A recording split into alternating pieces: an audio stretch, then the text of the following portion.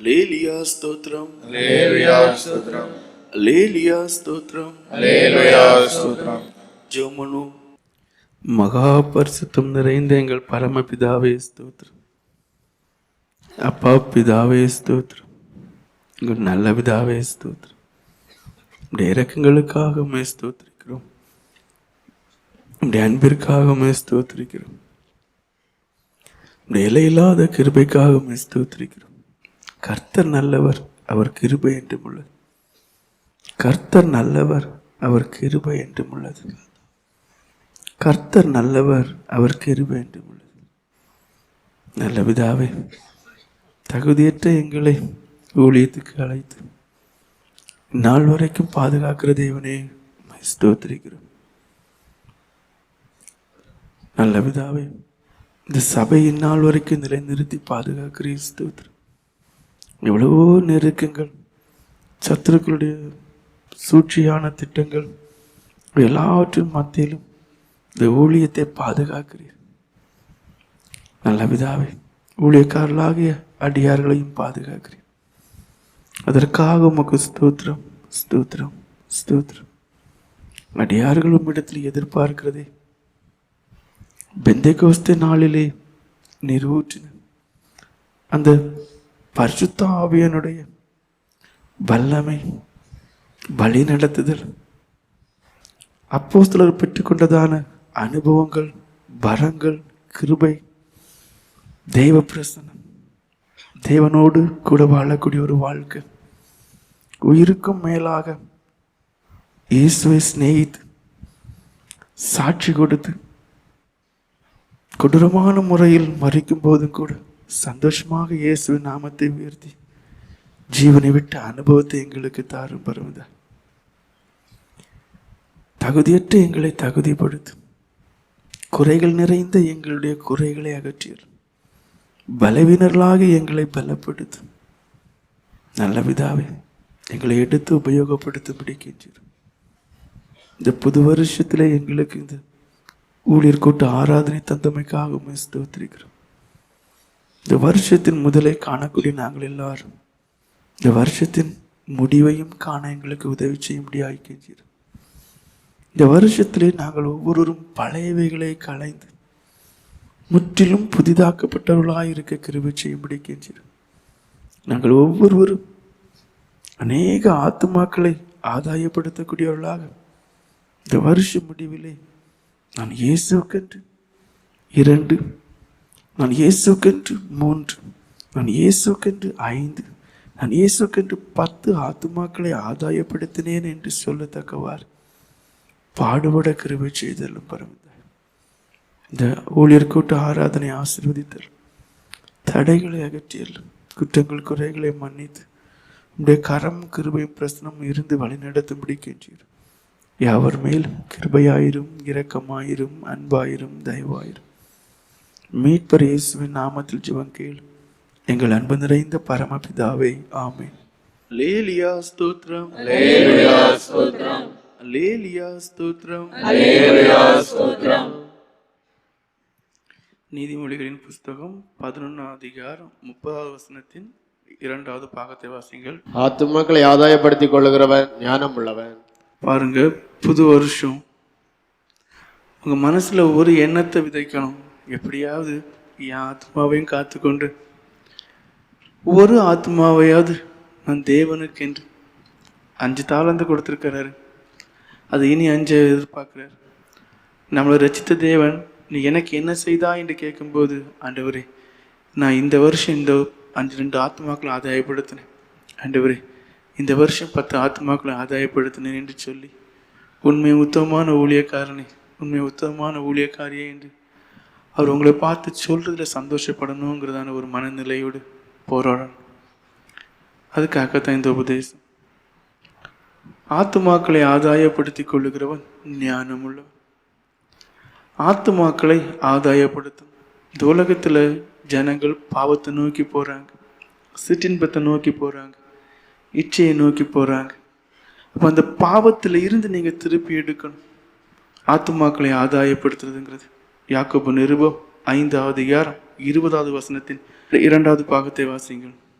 பாவியை திருப்புகிறவன் ஒரு ஆத்துமை மரணத்தினின்று ரட்சித்து திரளான பாவங்களை மூடுவான் என்று அறிய கடவன். பாருங்க, பாவியை திருப்புகிறவன், தப்பிப்போன மார்க்கத்தை நின்று, இந்த பொல்லாத உலகத்தை நின்று உங்களுடைய நோக்கம் மனுஷர்கள் பாவிகள், அவங்க பாவினே அவங்களுக்கும் தெரியாது.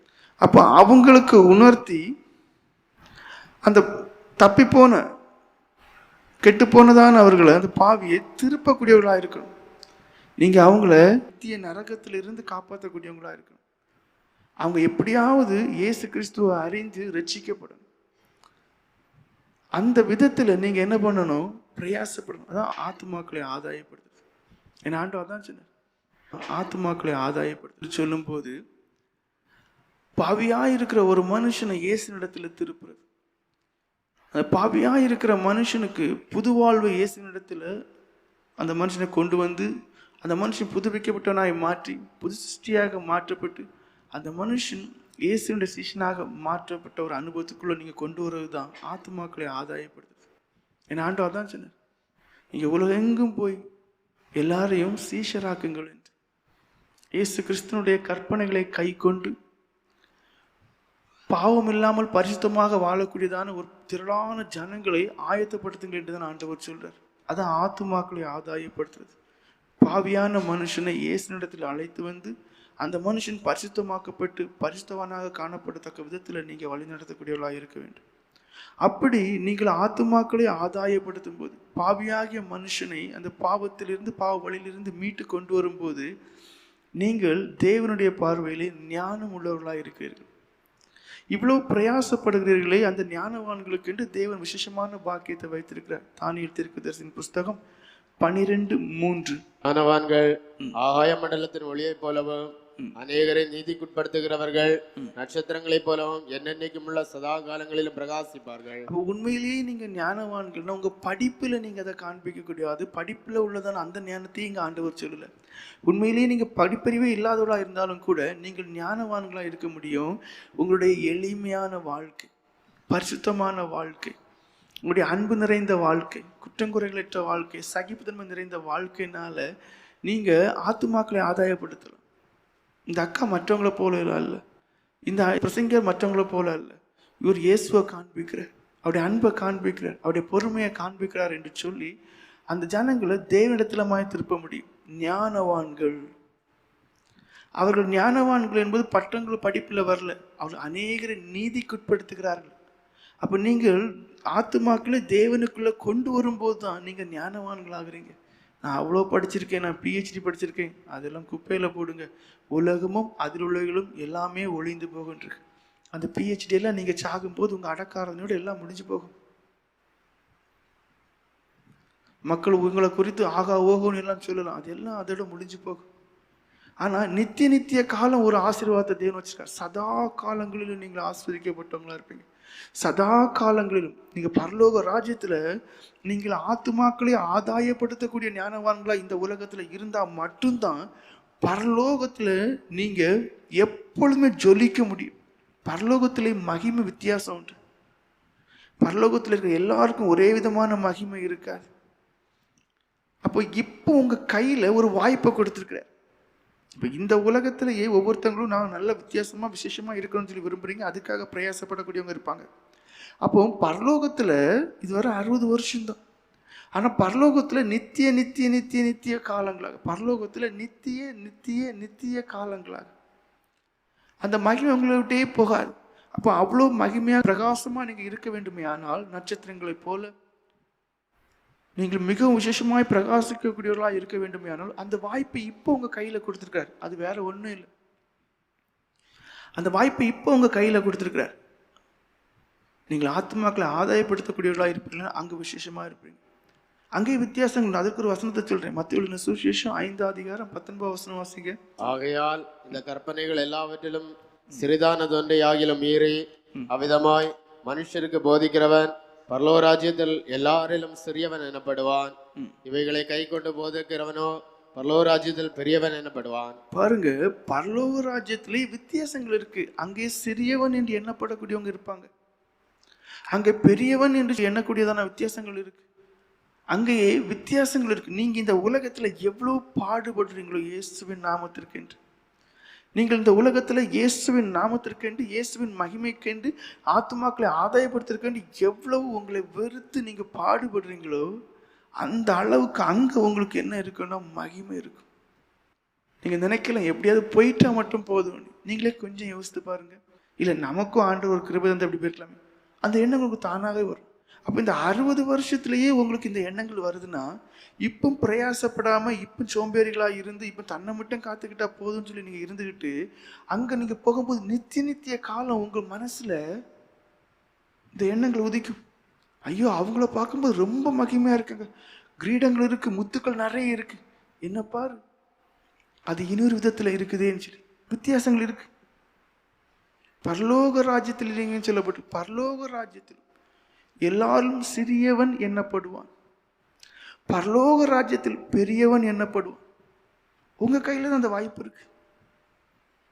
ஏன் நீங்க ஆத்துமாக்களை ஆதாயப்படுத்தணும்? அந்த ஆத்துமாக்களுக்காக இயேசு கிறிஸ்து இந்த உலகத்துல வந்தார். பரலோகத்தில் இருந்த தேவன் மனுஷர்கள் நரகத்துக்கு போகிறார்கள், நரகத்துக்கு இருந்து அவங்க தப்பணுங்கிறதுக்காக இந்த உலகத்துல வந்து பாடுபட்டார், ஜீவனை கொடுத்தார்.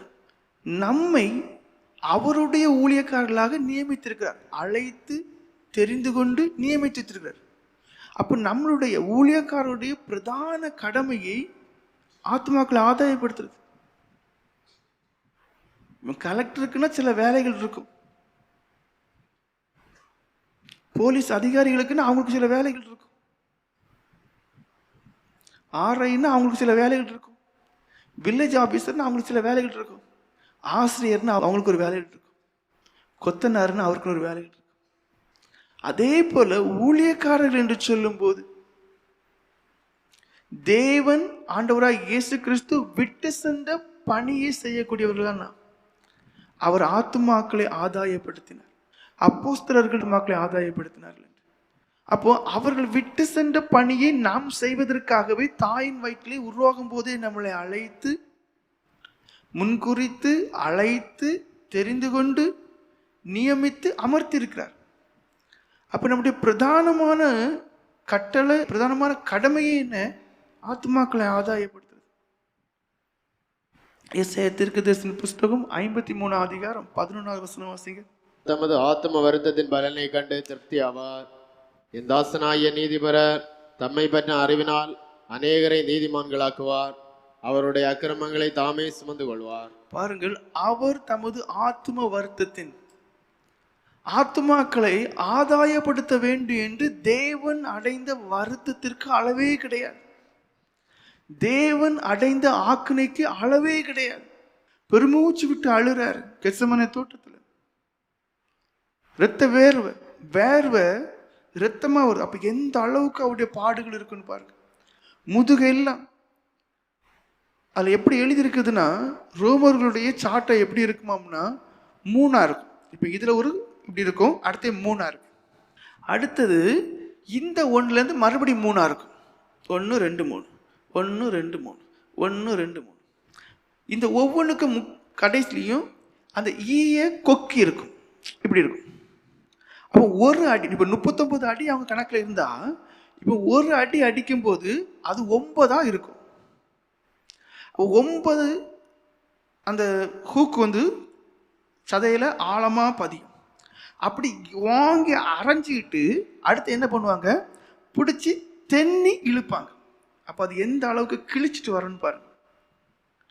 அடுத்தது அந்த கிழிச்ச இடத்துல தான் மறுபடியும் அடையும் போது, அப்போ பச்சை பொண்ணுல மறுபடியும் இன்னும் போகும்போது இன்னும் ஆழமா இருக்கும். அதான் ரத்தம் அவ்வளவும் போயிட்டு கடைசி ஈட்டி, நீளமான ஈட்டி இங்க வச்சு குத்தும்போது இங்க வரைக்கும் அது படுது. கடைசி இருதயத்தில் இருந்ததானே கொஞ்சம் போன அந்த ரத்தமும் அப்படியே போச்சு. அப்போ அவருடைய வருத்தம் பாருங்க, அவர் எந்த அளவுக்கு அவருடைய இருதயம் அது நொந்தது, வேதனைப்பட்டதுன்னா, ஒரு மனுஷரால், இப்போ ஒரு மனுஷன் வந்து நானும் இயேசு கிறிஸ்துவை போல துன்பம் சைக்கலான்னு சொன்னா, அவன் அதில் கொஞ்சம் வரும்போதே அவன் இறந்து போயிடுவான். கொஞ்சம் பாடு வரும்போதே அவன் இறந்துருவான். அவ்வளோதான் அவனுடைய கெப்பாசிட்டி. அப்போ எந்த அளவுக்கு அவருடைய ஆத்மா வருத்தப்பட்டிருக்கும், வேதனை அடைஞ்சிருக்காருன்னு பாருங்க. எதுக்காக? ஒரே ஒரு காரணம் தான், ஆத்மாக்களை எப்படியாவது ஆதாயப்படுத்தணும். அந்த வருத்தத்தின் பலனை கண்டு திருப்தி ஆவார். நம்ம ரட்சிக்கப்பட்டோம், அதாவது ஒரு ஆத்மா மனம் திரும்பும் போதே பரலோகத்துல தேவன் சந்தோஷப்படுவார், தேவதூதர் சந்தோஷப்படுவார் இருக்கு. அப்ப ஒரு ஆத்மா பாவத்திலிருந்து தப்பும் போது பரலோகத்தில் சந்தோஷம் இருக்கும். அப்ப நம்ம ஒரு ஆத்மாவை பாவத்திலிருந்து இழுக்கும் போது, நரகத்தின் பிடியிலிருந்து சாத்தானின் பிடியிலிருந்து இழுக்கும் போது தேவன் திருப்தி அடைவார். நமக்கு தேவன் அந்த ஒரு நோக்கம் தான் கொடுத்திருக்கார். அவர் அதுக்காக எவ்வளவு பாடுபட்டாருங்கிறது நமக்கு தெரியும். ஆத்ம ஆதாயத்துக்காண்டி நீங்க பிரயாசப்படும் போது உங்களுக்கு பல நிந்தைகள், அவமானங்கள் பலதும் வரலாம். ஏன் அதுக்காண்டி கண்ணீரோடு ஜெபம் பண்ணும்போது உடம்புல பல கஷ்டங்கள் வரலாம். ஆனா நீங்க எல்லாம் யோசிக்க வேண்டியது, இயேசு ஆத்மாக்களை ஆதாயப்படுத்த எவ்வளவு பாடுபட்டாருன்ற. ஏசாயா தீர்க்கதரிசியின் புஸ்தகம் 53 அதிகாரம் 10வது வசனம் வாசிங்க. கர்த்தரோ அவரை நொறுக்க சித்தமாகி. பாருங்க, நம்மளை விடுவிப்பதற்காக தேவன் இயேசு கிறிஸ்து நியமிக்கிறார். எப்படி நியமிக்கிறார், எதுக்கு அனுப்புகிறாரு? நொறுக்க சித்தமாகிறார். அதாவது நொறுக்கிறார். நம்ம ஒவ்வொருவரும் என்ன சொன்னாலும் கீழ்ப்படியாம இருக்கிறோமே, அதுக்காக அவரை நொறுக்க சித்தமாக்கி அவரை பாடுகளுக்கு உட்படுத்தினார். பாருங்க, பாடுகளுக்கு உட்படுத்தினார்.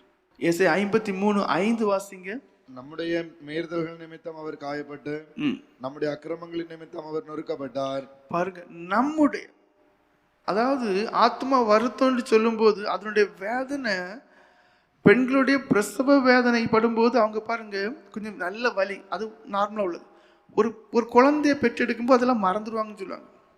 அப்ப நம்ம ஆத்மாக்கள் அதிகமா ஆண்டவருக்குன்னு சொல்லி கொண்டு வர அவர் நமக்காக பட்டார்ல காயம், தனிப்பட்ட விதத்துல எனக்காக அடிக்கப்பட்டார், எனக்காக அவர் நொறுக்கப்பட்டார். அப்ப அந்த வலி எல்லாம் என்ன ஆகும்னா அது அப்படியே மாறி போகும்.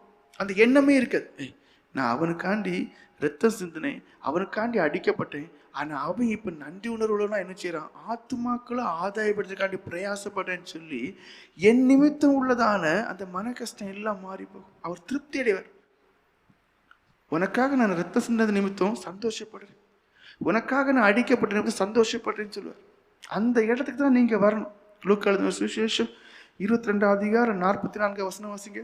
அவர் மிகவும் வியாகுலப்பட்டு, பாருங்க, ஒரு தேவன் வியாகுலப்பட வேண்டியது இருக்கு. அவர் மிகவும் வியாகுலப்பட்டு அதிக ஊக்கத்தோட ஜெபம் பண்ணினார்.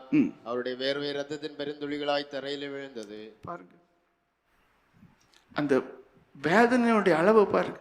அப்ப நீங்க இனி 2 ஆத்மாக்களை ஆதாயப்படுத்துறதுக்காண்டி பெருமூச்சு விடுவீங்க, புத்தி சொல்லுவீங்க, அவங்க வகைக்க மாட்டாங்க, திரும்ப வீசந்திக்க போவீங்க, திரும்ப புத்தி சொல்லி கொடுப்பீங்க, திரும்ப நைட்டெல்லாம் அவங்களுக்கான பெருமூச்சு விடுவீங்க, கண்ணீர் விடுவீங்க. நீங்க உங்களை பெருசா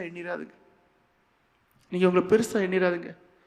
என்ன விடுவிப்பதற்காக ஏன் ஆண்டவர் கண்ணீர் விட்டது மட்டும் இல்ல, இரத்தத்தையே வேர்வையா சிந்தினாருங்கிறத எண்ணம் உங்களுக்கு வரும்போது ஆத்மாக்களுக்காண்டி நீங்க படக்கூடிய பாடுகளும் கஷ்டங்களும் உங்களுக்கு பெருசா தெரியாது.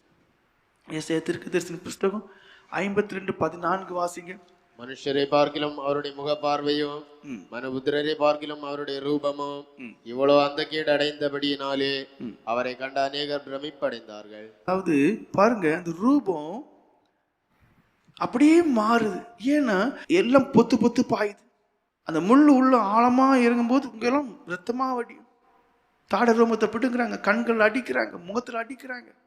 அந்த முக ரூபமே மாறிட்டு, சாதாரண கேடுல அந்த கேடு, அதை எந்த மனுஷன் பார்க்கும்போது அவன் பிரமிச்சடைஞ்சான். இவரா அந்த இயேசு, இவரா அந்த அற்புதம் செய்தவர், இவரா பாவிகளை சிநேகித்தவர், இவரா பிசாசு பிடிச்சின துரத்தினவர், இவரா இறந்தவர் உயிர்ப்பித்தவர் என்று சொல்லுகிற விதத்துல அவங்க பிரமிக்க அடைகிறாங்க. பாருங்க, ஆத்துமாக்களை ஆதாயப்படுத்துறதுக்கு அந்த தேவன் எவ்வளவு பாடுபட்டார். அப்போ நம்மளும் என்ன செய்யணும், அதுக்கேற்றபடி பிரயாசப்படணும். இப்போ பிரயாசப்படணுங்கிறது எல்லாருக்கும் மேலே உள்ளதான ஒரு கடமை, ஒரு கட்டாயம். அதை சந்தோஷமா செய்யணும். இப்போ நான் என்ன சொல்ல போறேன், சரி நான் ஆத்மாக்காண்டி பிரயாசப்படுறேன்னு நீங்க சொல்லலாம், ஆனா உங்க அனுபவம் எப்படி இருக்கணுங்கிறதா முதல்ல முக்கியம். எல்லாருக்குள்ளும் என்ன இருக்கும், நானும் ஆத்மாக்களை ஆதாயப்படுத்த ஒரு எண்ணம் இருக்கும். ஆனா எப்படிப்பட்ட அனுபவம் இருந்தாதான் உங்களால் ஆத்மாக்களை ஆதாயப்படுத்த முடியும். என்னென்ன அனுபவம் ஒரு ஊழியக்காரன் தேவை? முதல் காரியம், நீங்க தேவனிடத்துல உள்ளதான அந்த ஐக்கியத்துல வேரூன்றி இருக்கணும். முதல்ல நீங்க தேவனோடு இருக்கணும், அந்த ஐக்கியத்துல வேரூன்றி இருக்கணும். யோவான் சுவிசேஷம் 15 அதிகாரம் 4 வசனம் வாசிங்க. என்னில் நிலைத்திருங்கள், நானும் உங்களில் நிலைத்திருப்பேன். கொடியானது திராட்சை செடியில் நிலைத்திராவிட்டால் அது தானாய் கனி கொடுக்க மாட்டாதது போல நீங்களும் என்னில் நிலைத்திராவிட்டால் கனி கொடுக்க மாட்டீர்கள். நீங்க தேவனோடு முதல்ல நிலைத்திருக்கணும். உங்களுக்கும் தேவனுக்கும் ஒரு தனிப்பட்ட உறவு இருக்கணும். ஜெபங்கிறது ஏதோ செய்துதான் ஆகணும்னு இல்லாம நீங்க ஜெபிக்கிறதுல வாஞ்சையும் தாகம் உள்ள ஜெப வீரர்களாய் மாறணும். அவருடைய பிரசனத்துக்குள்ள இருக்கணும். டெய்லி காலையில அவருடைய பிரசனத்துக்குள்ள இருக்கணும். அதன் பிறகு அவருடைய பிரசனத்தோடே காணப்படணும். அவருக்குள் நிலைத்திருக்கணும். அவருடைய சத்தத்தை கேட்கணும். அவருடைய சித்தத்தை அறியணும். அவருக்கு பிரியமா ஜீவிக்கணும். அவருக்குள் நிலைநிற்கக்கூடியதான ஒரு அனுபவம் இருக்கும். வேத வசனத்தை படிக்கணும். ஏன்னா அது அவருடைய வார்த்தை. வேத வசனத்தின்படி உங்களுடைய வாழ்க்கை இருக்கணும். அவருக்குள் நிலைத்து இருக்கணும். அடுத்தது என்ன? நீங்க தேவனுக்கு பயப்படக்கூடிய பயம் உங்களுக்குள்ள இருக்கணும். நீங்க அடுத்த ஆத்மாக்களை ஆதாயப்படுத்தணுமா, முதல்ல உங்களுக்குள்ள இன்னென்ன அனுபவம் இருக்கணும். நீங்க தேவனுக்கு பயப்படக்கூடியவங்களா இருக்கணும். நீதிமொழிகளின் புஸ்தகம் 28 அதிகாரம் 14 வசனம் வாசிங்க. எப்பொழுதும் பயந்திருக்கிறவன் பாக்கியவான், தன் இருதயத்தை கடினப்படுத்துகிறவனோ தீங்கில் விழுவான். பாருங்க, நான் எப்படியும் மற்ற ஜனங்களை ஆதாயமாய்த்து கொள்ளலாம்னு சொல்லி இருக்கக்கூடியவங்க தான் ஆத்மாவை கெடுதி பண்ணி விடுவாங்க. தனக்கு ஆத்மாவுக்கு கேடு உண்டாயிரும். எப்பொழுதும் பயந்திருக்கிறவன் பாக்கியம். அந்த பயம் ரொம்ப முக்கியம். ஒவ்வொரு காரியத்திலும் கண்ணும் கருத்துமா இருந்து குற்றம் வந்துடக்கூடாது, குற்றம் வந்துடக்கூடாது. அவங்க விழவே மாட்டாங்க. அந்த மனுஷன் விழவே மாட்டான். அவன் தீங்க கண்டு பயப்பட வேண்டிய தேவையில்லை. ஏன்னா அவன் கர்த்தருக்கு பயப்படுறான். அவர் பார்த்து கொண்டு இருக்கிறார். அவருடைய பார்வையில் இது சரியா, நான் பேசுறது சரியா, பார்க்கறது சரியா, செயல்படுறது, அந்த எண்ணம் வரும்போதே பாவம் எல்லாம் திரிச்சு போயிடும். தீமையை நீங்க செய்ய முடியாது. அப்ப தனிப்பட்ட விதத்துல ஒழுங்கு வச்சிருக்கிறோம். வேதத்துல கற்பனைகள் இருக்கு, அதுவும் போதாதுன்னு சொல்லி உபதேசங்களை கொடுக்கிறோம். இதெல்லாம் ஏன் செயல்படலை தெரியுமா? இப்ப அநேகருக்குள்ள இருக்குது பெருமை. சுயம்தான் கிரியை செய்து தன்னை தான் மேன்மைப்படுத்த விரும்புறீங்க. தனக்கு தான் மகிமை சேர்க்கிறீங்க, இயேசுக்கு இல்லை. ஆனா தேவனுக்கு பயப்படுற பயம் உங்களுக்கு அதிகமாகும் போது பெருமை கட்டுப்படுத்தப்படும். நேர்மையாய் நடக்க உங்களை தேவன் தூண்டுவார். பரிசுத்தமாய் வாழ்ற வாழ்க்கையில இன்னும் பாதுகாப்பார். அதான் தேவனுக்கு பயப்படுற பயத்தை கூட தான் ஆசீர்வாதங்கள். அடுத்தது நீங்க என்ன? தேவனுக்கு முன்பாகவும் மனுஷர்களுக்கு முன்பாகவும் குற்றமற்ற மனசாட்சி உள்ளவங்களா இருக்கணும். குற்றம் குறைகளோடு இருக்கக்கூடாது. அதாவது உண்மையிலேயே நீங்க ஆத்மாக்களை ஆதாயமாக்கணும்னா நீங்க தேவனுக்கு முன்பாகவும் குற்றமற்றவர்களா இருக்கணும். நீங்க இடைப்படக்கூடிய ஜனங்களுக்கு மத்தியிலும் எப்படி குற்றமற்றவர்களா இருக்கணும். ஒரு குற்றமற்ற மனசாட்சி உடையவர்களா இருக்கணும். அப்போஸ்தலர்களின் புஸ்தகம் 24 அதிகாரம் 16 வசனம் வாசிங்க. நான் தேவனுக்கும் மனுஷருக்கு முன்பாக எப்பொழுதும் குற்றமற்ற மனசாட்சி உடையவனாயிருக்க பிரயாசப்படுகிறேன். பாருங்க, இது நீங்க திருப்தி அடையக்கூடிய ஒரு வாழ்க்கையில் பவுல் அப்போஸ்தலருடைய வாழ்க்கையை நீங்க பாருங்க. அவர் என்ன சொல்றாரு பாருங்க, நான் பிரயாசப்படுகிறேன். ஏன்னா நீங்க இன்னைக்கு நினைச்சிட்டீங்கன்னா நான் இன்னைக்கு ரொம்ப யோக்கியம், இன்னைக்கு நான் குற்றமற்ற நான் இருக்குன்னு நினைச்சாலே பிசாசு உள்ள வந்துடும். ஒவ்வொரு நாளும் உங்களுடைய கிருபையும் உங்களுடைய பிரசனத்தையும் உங்களுடைய ஞானத்தையும் எனக்கு தந்து நடத்தும் ஆண்டவரே. அதான் இயேசு கிறிஸ்து தம்முடைய அப்போஸ்தலர்களுக்கு ஜெபிக்க கற்றுக் கொடுக்கும் போது இன்னைக்கு சோதனைக்கு உட்படாமல் என்னை காத்துக்கொள்ளும்னு சொல்லி தான் ஜெபிக்க சொல்றாரு. இங்க நீங்க பாருங்க, குற்றமற்ற மனசாட்சியை உடையவனாக இருக்க பிரயாசப்படுகிறேன். ஒவ்வொரு நாளும் பிரயாசமே அதுதான். அடைந்தாயிற்றுன்னு அவர் ஒண்ணுமே சொல்லல. நான் பிரதான அப்போஸ்தலர், எனக்கு எல்லா அனுபவம் இருக்கு, அந்த எண்ணமே இல்லை அவருக்கு. நான் பிரயாசப்படுகிறேன். அப்போ ஒவ்வொரு நாளும் ஒவ்வொரு கிளை சபைக்கு போகும்போதும், இல்லை பிரசங்கமாறு ஆறாம் நடத்த போகும்போது, இல்லை வீட்டு சிந்திக்க போகும்போது, இல்லை நோயாளிக்கு ஜோம் பண்ண போகும்போது உங்களுக்குள்ள என்ன இருக்கணும்? நான் இந்த குடும்பத்தில் உள்ளவங்களை ஆதாயப்படுத்தணும். அப்போ நான் எப்படி இருந்தா அவங்கள ஆதாயப்படுத்த முடியும்? தாழ்மை இருக்கணும். ஆனால் இங்கே நீங்கள் பாருங்க, குற்றமற்ற மனசாட்சியாக இருக்கணும். யாரும் என்னை குறை சொல்லிவிடாது. அப்போ ஒரு காரியம் எனக்கு இல்லை, சந்தோஷமா அனுபவிச்சு சந்தோஷமா அதில் இருந்துச்சு, எப்படியாவது அவங்கள்ட்ட இயேசு பற்றி 2 வார்த்தை சொல்லி அப்போ அவங்க ஏற்றுக்கிடுவாங்க. ஏன்னா தாழ்மை இருக்கு. அடுத்த காரியம், உள்ளார்ந்த ஒரு தாழ்மை உங்களுக்கு தேவை. குற்றமற்ற மனசாட்சி சொன்னேன். அடுத்த உள்ளார்ந்த ஒரு தாழ்மையான அனுபவம் உங்களுக்கு தேவை. ஏசாயா தீர்க்கதரிசன புஸ்தகம் 66 அதிகாரம் 2 வசனம் வாசிங்க. என்னுடைய கரம் இவைகள் எல்லாம் சிருஷ்டித்தபடியினால் இவைகள் எல்லாம் உண்டாயின என்று கர்த்தர் சொல்லுகிறார்.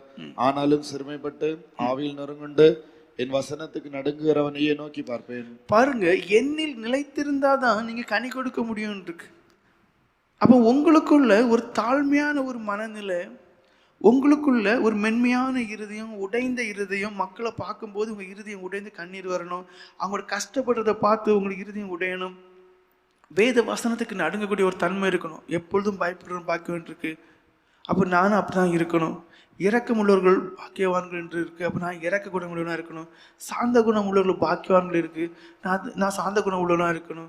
இயேசுவை நிமித்தம் பொய்யா இல்லான்னு சொல்லும்போது அதை சகிச்சுக்கிட்டுங்க. பரலோகத்தில் உங்களுக்கு அதிக பலன் உண்டு இருக்குன்னு சொல்லி அப்போ சகிக்க தெரியணும். இப்படியெல்லாம் அனுபவம் உள்ளவங்கள தான் தேவன் சொல்ல நோக்கி பார்ப்பேன். அப்போ தேவனுடைய கிருபையும் வரங்களும் நமக்குள்ள இருந்தால் மட்டும்தான் நீங்கள் ஆத்மாக்களை ஆதாயமாக்க முடியும். அப்போ உங்களுக்குள்ள எப்படிப்பட்ட அனுபவம் தேவை? தேவன் உங்களை நோக்கி பார்க்கக்கூடிய அனுபவம் இருக்கு. தானியேல் தீர்க்கதரிசி கூப்பிடும் போதே உடனேயே பதில் கொடுத்தார் என்று இருக்கு. கொர்நேலியு கூப்பிடும்போது தேவதூதனையை அனுப்பி அப்போஸ்தலரை வீட்டுக்கு வர வச்சுட்டார். கொர்நேலியை வீட்டுக்கு போய் சொல்லலை. கொர்நேலியை நீங்கள் புரிஞ்சுக்கிடுங்க, யோசித்து பாருங்க. ஒரு அப்போஸ்தலரை ஒரு புறஜாதியாருடைய வீட்டுக்கு ஆண்டவர் அனுப்புகிறார். ஏன்? இந்த கொர்நேலியுக்கு வசதி இருக்கு. கொர்நேலியும் குடும்பத்தார் எல்லாரும் நீங்க ரதம் பிடிச்சி இல்லைன்னா குதிரையில ஏறி போங்க அங்க சொல்லலாமே, சொல்லல. கொர்நேலியு ஆண்டவர் கனமா பார்த்தார். அந்த மனுஷனுடைய குணம், இரக்க குணம், அந்த மனுஷன் தேவனுக்கு பயப்படுற பயம், அந்த மனுஷன் தேவனுக்கு பயந்தான் இருக்கு. அந்த மனுஷன் ஜெபத்துல தரித்திருந்தான். அப்ப ஆண்டவர் நோக்கி பார்க்கிறார். அதான் உங்களுக்கு தேவை. அவன் தேவனுக்கு பயந்தவனாயிருந்து என்று சொல்லப்பட்டிருக்கு. உங்களுடைய வாழ்க்கை நீங்க பாருங்க, நம்ம ஆத்மாக்களை ஆதாயப்படுத்தணுமா தேவனை நோக்கி பார்க்கணும். அடுத்தது நீங்க சுயத்திற்கு சாகணும். அதாவது அந்த அனுபவத்தில் அடுத்த காரியம், நீங்க சுயமற்றவர்களாக இருக்கணும். வேதத்தில் உண்டு, உன் சுய புத்தியை சாராதுன்னு இருக்கு. உங்களுடைய சுயம் சாகணும். செத்தா மட்டும்தான் நீங்க ஆத்மாக்களை ஆதாயப்படுத்த முடியும். கலாத்திரர்கள் நிருபம் 2ஆம் அதிகாரம் 20வது வசனம் வாசிங்க. கிறிஸ்துவுடனே கூட சிலுவையில் அறையப்பட்டேன், ஆயினும் பிழைத்திருக்கிறேன். இனி நான் அல்ல, கிறிஸ்துவே எனக்குள் பிழைத்திருக்கிறார்.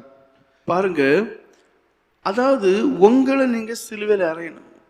உங்களை நீங்க சிலுவையில் அறையணும். உங்களுக்கு தனிப்பட்டதான விருப்பம், தீர்மானம், திட்டங்கள், ஆசைகள், விருப்பங்கள், இது எல்லாம் சிலுவையில் அறையணும்.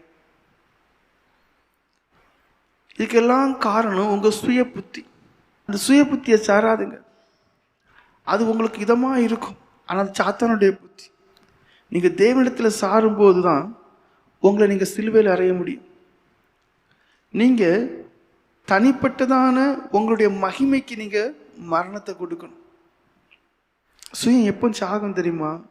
எப்போவுமே எல்லா காரியத்திலும் எந்த காரியம் செய்தாலும் ஏதேனும் ஒரு தனக்கு புகழ மறைமுகமாக தேடும். அதுக்கு என்ன பண்ணா கொள்ளான்னு தோணும். அப்போ அந்த தனிப்பட்ட மகிமைக்கு மரணத்தை கொடுக்கணும். தனிப்பட்ட விதத்துல ஆட்கள் மூலமாகவோ இல்லை எதுலையாவது ஆறுதலை தேடும். இங்க ஆறுதலையே தேடக்கூடாது, சிலுவையை மட்டும் பார்க்கணும். பாடுகளுக்கு பின்னாடி, உபத்திரங்களுக்கு பின்னாடி ஓடி பாருங்க, அந்த சுயம் செத்து போயிடும். இது எல்லாத்துலேயும் யாருடைய ஆறுதலையாவது தேடுறது. அப்போ அங்கே சுய நிச்சயம் வளரும். உங்களுடைய தனிப்பட்ட திட்டங்கள் இதுகளுக்கு எல்லாம் மரணத்தை கொடுங்க. யோசனைகள் வரும், எண்ணங்கள் வரும், அதெல்லாம் அருமையாக இருக்கும். தேவை கிடையாது. தேவ சித்தம் போதும். சொல்லுதை மட்டும் செய். மீதி எல்லாத்தையும் அப்படியே குழி தோண்டி புதைச்சு பாருங்க. சுயம் உங்களுக்குள்ள கிரியை செய்யவே செய்யாது. எதை சொன்னாலும் செய்துட்டு யார் செய்தானே தெரியாதவன்னு நீங்கள் ஜெயிப்பீங்க. லூக்கா எழுதின சுவிசேஷம் 17ஆம் அதிகாரம் 10ஆம் வசனம் வாசிங்க. அப்படியே நீங்களும் உங்களுக்கு கட்டளை இடப்பட்ட யாவற்றையும் செய்த பின்பு, நாங்கள் அப்பிரயோஜனமான ஊழியக்காரர், செய்ய வேண்டிய கடமையை மாத்திரம் செய்தோம் என்று சொல்லுங்கள் என்றார். இந்த மனநிலை உங்களுக்குள்ள இருக்கான்னு பாருங்க. எது செய்தாலும் யாராவது உங்களுக்கு ஒரு ஆறுதலான வார்த்தை சொல்லணும், இல்லை யாராவது உங்களை உயர்த்தி சொல்லணும். அப்படிலாம் சொன்னாதான் உங்களுக்கு ஒரு ஆசவாசம். ஐயோ யாருக்குமே தெரியலையே, நைட்டு தானே பண்ணேன், இல்லை அதிகாலையில் தானே பண்ணேன், இது யாருக்குமே தெரிய வந்திருக்காதே. அப்படிதான் நம்ம இறுதி அங்கலாய்க்குது. சுயம் செத்தா மட்டும்தான் நீங்க உண்மையிலேயே ஆத்மாக்களை ஆதாயப்படுத்த முடியும். 1 கொரிந்தியர் 3ஆம் அதிகாரம் 5-7 வரைக்கும் வாசிங்க. பவுல்யா அப்பல்லோயா கர்த்தர் அவனவனுக்கு அருள் அளித்தபடியே நீங்கள் விசுவாசிக்கிறதுக்கு ஏதுவா இருந்த ஊழியக்காரர் தானே. பாருங்க, தங்களை மிஞ்சி சொல்லல. நான் தான் அங்க இடத்துக்கே இடம் கொடுக்கல. அவங்க நாங்கெல்லாம் சாதாரண ஊழியக்காரங்கன்னு சொல்றாங்க. வாசிங்க. நான் நட்டேன், அப்பல்லோ நீர் பாய்ச்சினான், தேவனே விளைய செய்தார். அப்ப நாங்க பிரயாசப்பட்டது எல்லாமே சாதாரண எங்களால் நியமிக்கப்பட்ட காரியத்தை தான் நாங்கள் செய்யணும். இது ரொம்ப விசேஷம் ஒன்றும் கிடையாது. நாங்கள் ஒன்றும் இல்லைங்கிற. அப்படி இருக்க நடுகிறவனாலும் ஒன்றுமில்லை, நீர் பாய்ச்சுகிறவனாலும் ஒன்றுமில்லை, விளையச் செய்கிற தேவனாலே எல்லாம் ஆகும். பாருங்க, ஒன்று இல்லைன்ட்டார். பவுல் அப்போஸ்தலருடைய அந்த ஊழிய பாடுகள் எல்லாம் சொல்லவே முடியாது. நம்மளால இந்த காலத்துல அதை பார்த்துட்டு அதே மாதிரி அது பண்ண முடியாது. அவ்வளவு பாடுபட்ட மனுஷன் சொல்றாரு, அப்படி இருக்க நடுகிறவனாலும், நான் தான் நட்டேன், பவுல் அப்போஸ்தலன் நட்டேன், அப்புறம் நீர் பாய்ச்சிருக்கலாம், 2 பேருமே ஒண்ணு இல்லைன்ட்டார். சுயம் சாகுது, ஆண்டவர் அங்க கிரியை செய்றாரு, அவருடைய நாமம் மையப்படுது, தேவனை உயர்த்துறாங்க. பாருங்க, சுயம் சாகணும். உங்கள்கிட்ட இருக்கக்கூடிய சுயம் செத்தா மட்டும்தான் நீங்க மற்ற ஜனங்களை, ஆத்மாக்களை ஆதாயப்படுத்த முடியும். அடுத்தது, உங்க சிந்தைய நீங்க காத்து கொள்ளக்கூடிய அனுபவம். அடுத்த காரியம் முக்கியம். இந்த அனுபவம் ரொம்ப முக்கியமான, சிந்தையை காத்து கொள்ளக்கூடிய அனுபவம். உங்க சிந்தையை கட்டுப்படுத்தக்கூடிய அனுபவம் உங்களுக்கு வேணும். உங்க சிந்தையை சிறைப்படுத்தக்கூடிய ஒரு அனுபவம் வேணும். உங்களுடைய வாழ்க்கையில வீழ்ச்சிக்கும் தோல்விக்கும் ஆரம்பமே கீழ்ப்படியாத எண்ணங்கள், கீழ்ப்படியாத சிந்தனைகள், சுய யோசனைகள். உங்க சிந்தை நீங்க கட்டுப்படுத்தாம இருக்கிறதுனால தான் பல தோல்விகளுக்கு அது ஆரம்பமா இருக்கு. அது என்ன செய்யுது? எண்ணற்ற ஆசைகளை உங்களுக்குள்ள விதைக்கிறது. அந்த ஆசைகளை உங்களுடைய வாழ்க்கையினுடைய முடிவை கொண்டு வந்துருது. கீழ்ப்படுகிறவங்களுக்கு எல்லாம் ஆசீர்வாதம் இருக்கும், மீதி உள்ளவங்க எல்லாம் அது இனி ஒரு. அப்போ உங்களுக்குள்ள அந்த ஆசையே எதில் கொண்டு நிற்குதுன்னா, உங்களுடைய விதியை நியமிக்குது, உங்களுடைய முடிவுகளை நியமிக்குது. மற்றவங்களே சொல்லிடுவாங்க, அவங்க சரியில்லை, அவங்க ஆள் தந்திரம் பிடிச்சவங்களா இருக்காங்க, அவங்க உருட்டம் புருட்டம் உள்ளவங்களா இருக்கிறாங்க, அவங்க ஆள் அது வெளிவேடம் தான், அனுபவம் கிடையாது. அப்போ அதோட முடிஞ்சு போச்சு, எங்களால் ஒன்றும் பண்ண முடியாது. ஏன்? இதுக்கெல்லாம் காரணம், உங்கள் வாழ்க்கையில் தோல்விகளுக்கும் வீழ்ச்சிக்கும் காரணம் என்ன? எண்ணங்களை, சிந்தனைகளை சிறைப்படுத்த முடியலை. அடுத்தது, துன்பம் சகிக்கக்கூடிய அனுபவம் வேணும். நீங்கள் ஊழியக்காரனா பாடுகளை சகிக்க தெரியல, பாடுகள் மத்தியில் சிலுவையை சுமந்து செல்ல தெரியல. இயேசு கிறிஸ்துக்கு உடம்புல கிழிச்சிட்டாங்க, அதுக்கு பிறகுதான் சிலுவையே கொடுத்தது. சிலுவையும் செங்குத்தான மலையில தான் கொண்டு போக வேண்டியது இருக்கு, அவர் சுமக்க ஆரம்பிச்சார். அப்போ பாடுகளின் மத்தியில தான் வாழ தெரியணும். 2 தீமோத்தேயு 3:12 வாசிங்க. அன்றியும் கிறிஸ்து இயேசுக்குள் தேவபக்தியாய் நடக்க மனதாக இருக்கிற யாவரும் துன்பப்படுவார்கள். பாருங்க, துன்பம் பாடுகள் என்பது சொல்லும் போது தோல்வியின் அடையாளம் கிடையாது. நீங்க உண்மையா இருக்கிறதுக்கு அடையாளம் தான் துன்பம். நீங்க உண்மையா ஊழியம் செய்றீங்களா, அது சிலருக்கு பிடிக்காது, பொய்யாட்டி குற்றப்படுத்துவாங்க, பொய்யாகவே ஏதாவது சொல்லுவாங்க. ஆனா துன்பங்கிற தோல்விக்கு அடையாளம் கிடையாது. நீங்க சரியான பாதையில போயிட்டு, ஏன்னா சாத்தா அவங்கள தூண்டி கிரீச்சுவான். சில துன்பங்கள் உங்களை அணுகலாம், மக்கள் உங்களை தவறாகவே எப்பவுமே புரிந்து கொள்வாங்க, சோர்ந்து போகக்கூடாது, தவறாக உங்களை விமர்சிப்பாங்க, நிராகரிப்பாங்க, வெறுப்பாங்க. ஆனா உங்களுக்கு தெரிய வேண்டியது எல்லாம், தேவ பக்தியாய் ஆத்மாக்களை ஆதாயப்படுத்த வேண்டுமே, ஆனால் துன்பம் எனக்கு வைக்கப்பட்டிருக்கப்பாங்க. இப்ப என்ன ஆகுது? ஒரு இடத்துல கொஞ்சம் துன்பம் வந்துட்டாலே போதும், அந்த இடத்துக்கு போவது விரும்பல. துன்பம் சகிக்கக்கூடிய தன்மை உங்களுக்குள்ள இல்லை. ஆனா அதுதான் அஸ்திபாரம். பாடுகளை அனுபவிக்க தான் நம்ம அழைக்கப்பட்டிருக்கோம். அப்போ உங்களுடைய மனநிலை மாறணும். துன்பத்தை சந்தோஷமா எடுத்துக்கொண்டு ஊழியம் செய்யக்கூடிய மனநிலை இருந்தால் மட்டும்தான் நீங்க ஆத்மாக்களை ஆதாயப்படுத்த முடியும். அடுத்தது, தேவனுக்குள் திருப்தியா இருக்க கற்றுக்கொள்ள வேண்டும். இங்கதான் நீங்க தப்பு பண்றீங்க. ஏன் உங்களுடைய வாழ்க்கையில வீழ்ச்சி? ஏன் உங்களுடைய வாழ்க்கையில போதும், எலியாவை போல போதும் கர்த்தாவே போதும் என்னை எடுத்துக்கணும்னு சொல்றோம்? ஏன்னா தேவனுக்குள்ள ஒரு திருப்தியான அனுபவம் இல்லை, ஒரு விரத்திக்குள்ள போயிடுறீங்க. 5 வருஷம் 10 வருஷம் 15 வருஷம் 20 வருஷம் ஆன ஊழியத்துல ஒரு விரத்திக்குள்ள ஆகி அப்படியே ஒதுங்க தான் பாக்குறீங்க. திரும்ப என்ன, உங்களை நீங்க மற்றவர்களோடு ஒப்பிட்டு பாக்குறீங்க. நீங்க செத்தீங்க. ஒவ்வொருத்தங்களும் தேவனுடைய பார்வையில தனிப்பட்டவங்க. ஒவ்வொரு குறித்து தேவனுடைய சித்தம் அது வித்தியாசமா இருக்கும். அப்போ உங்களுக்கு என்ன வேணும்? உங்களை குறித்த தேவ சித்தத்தை அறிஞ்சு உங்களை மற்றவர்களோடு ஒப்பிடக்கூடாது. நிறைய பேர் சாக காரணமே அவங்க அப்படி இருக்காங்க, இவங்க இப்படி இருக்காங்க, அவங்க அதெல்லாம் செய்றாங்க, நான் இப்படி தானே இருக்கேன். உங்களுக்கு கொடுக்கப்பட்டதை மட்டும் செய்யுங்க. தேவனுக்குள்ள திருப்தியா இருக்கிற அனுபவம் தான். பிலிப்பியர்கள் நிருபம் 4:11 வாசிங்க. என் குறைச்சலினால் நான் இப்படி சொல்லுகிறதில்லை, ஏனெனில் நான் எந்த நிலைமையில் இருந்தாலும் மன ரம்யமாயிருக்க கற்றுக்கொண்டேன். பாருங்க, மன ரம்யம். சரி, இதுவா தேவ சித்தம்? சரி, இது அந்த திருப்தி இல்லை. இது என்ன இல்லை? திருப்தி இல்லை. உங்களை குறித்து தேவ சித்தத்தை அறியணும். அதுல கஷ்டங்களும் நஷ்டங்களும் துன்பங்களும் வேதனைகளும் இருக்குமே. ஆனா சரி, தேவ சித்தம் பாக்கியம் சொல்லி திருப்தியா இருக்கணும். அந்த திருப்தி இல்லாதவங்களுடைய வாழ்க்கை என்னென்ன சம்பவிக்க தெரியுமா? தேவனோடு உள்ள உறவு அழிஞ்சு போகும். ஏன்னா மறைமுகமாகவே தேவனிடத்திலே உங்களுக்கு ஒரு கோபம், ஒரு முறுமுறுப்பு இருக்கும். அவன் நல்லா தானே இருக்கா, அவன் நல்லா தானே இருக்கா, அப்படி நான் இல்லையே, இப்படி நான் இல்லை. அப்போ அந்த திருப்தி இன்மைங்கிறதான ஒண்ணு எவ்வளவு பெரிய கொடிய விஷமா இருக்கு. தேவனோட உறவை அழிச்சிடும். அது முறுமுறுப்பை உண்டாக்கும். அது ஆவிக்குரியவங்களுடைய வாழ்க்கையை அப்படியே அழிச்சிடும். எல்லாத்துக்கும் மேல நீங்க சின்ன சின்ன காரியங்களை செய்து அதுல சந்தோஷமா இருப்பீங்க. எப்போ ஒப்பிட ஆரம்பிச்சீங்களோ அப்போ அந்த மகிழ்ச்சியும் சமாதானமும் சந்தோஷமும் உங்களை விட்டு அப்படியே ஒன்றும் இல்லாமல் அழிச்சிடும். இந்த திருப்தியின்மைங்கிறத பேராசை என்ன பண்ண தெரியுமா? சமாதானத்தை உங்களை விட்டு குலைச்சிடும், அழிச்சு எடுத்துடும். முடிச்சு. எதுக்கு ஒப்பிடுறீங்க? திருப்தியான ஒரு அனுபவம் இருக்கணும். தேவ சித்தம் பார்க்க, என்னை குறித்து தேவ சித்தம் இது, அந்த வாழ்க்கையை நான் போயிடுறேன். அடுத்தது நித்தியத்தை மனதில் கொண்டு வாழும் அனுபவம். யாரால ஊழியம் செய்ய முடியும், கடைசி வரைக்கும் ஊழியம் செய்ய முடியும்னா, இந்த உலகத்துல யாருடைய அங்கீகாரம் எனக்கு கிடைக்காட்டாலும் எனக்கு ஒன்றே இல்லை. யாரும் என்னை மதிக்காம இருந்தாலும் ஒன்றே இல்லை. யாரும் என்னை ஒரு பொருட்டா என்னாமதிலும் ஒன்றே இல்லை. நான் எல்லார காட்டிலும் தாழ்ந்த ஒரு நிலைமையில இருந்தாலும் எனக்கு ஒன்றே இல்லை. நித்தியத்தை குறித்த அந்த நிச்சயம் உங்க மனதில் இருக்கணும். பிலிப்பியர்கள் நிருபம் 3:20 வாசிங்க. நம்முடைய குடியிருப்போ பரலோகத்தில் இருக்கிறது, அங்கே இருந்து கர்த்தராக இருக்கிற இயேசு கிறிஸ்து என ரட்சகர் வரை எதிர்பார்த்து கொண்டிருக்கிறோம். எனக்கு இடம் பரலோகம். இங்க என்னை யாரும் மதிக்கலையா? ஒன்றும் இல்லை. அப்போ புகழையோ தனிப்பட்ட மகிமையோ தேடக்கூடிய ஒரு எண்ணமே உங்களுக்கு வராது.